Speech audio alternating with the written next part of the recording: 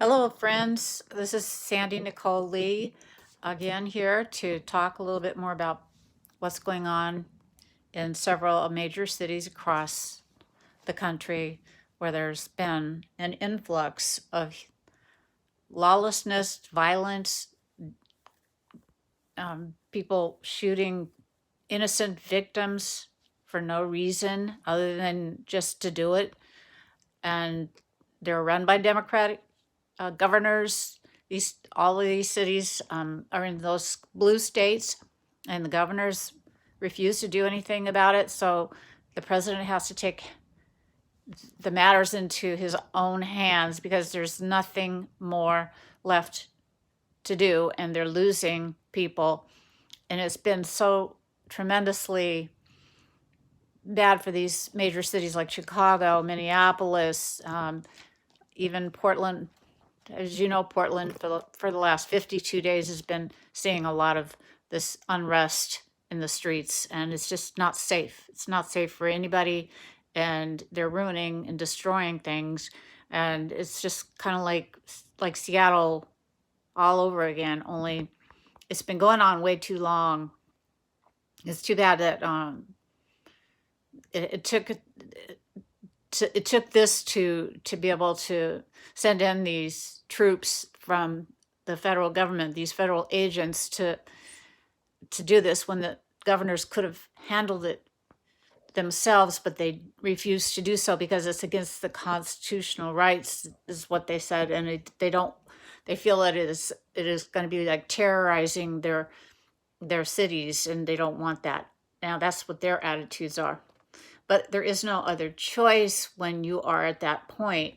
And we have a law and order president. He promised to do that. He's taking things into his own hands, could be only because the don't take care of their own, especially the Democratic states in particular. There are some great states out there that do handle things quite well, but I'm not really concerned with them right now because this is a problem that's been ongoing, and it's just a new operation that is called Operation Legend. That is the terminology. It's based on what happened to a little 4-year-old boy who was shot and killed in Kansas City, just eating or doing something normal that little kids do inside his apartment, and for no reason a gunshot went directly into his neck, and that's what the Operation Legend is named after. Okay, so I know Chicago, Portland, New York, Minneapolis are four of several cities that they're concentrating on sending these officers to help restore law and order and bring back the city to a level where it was before all this unrest and violence escalated.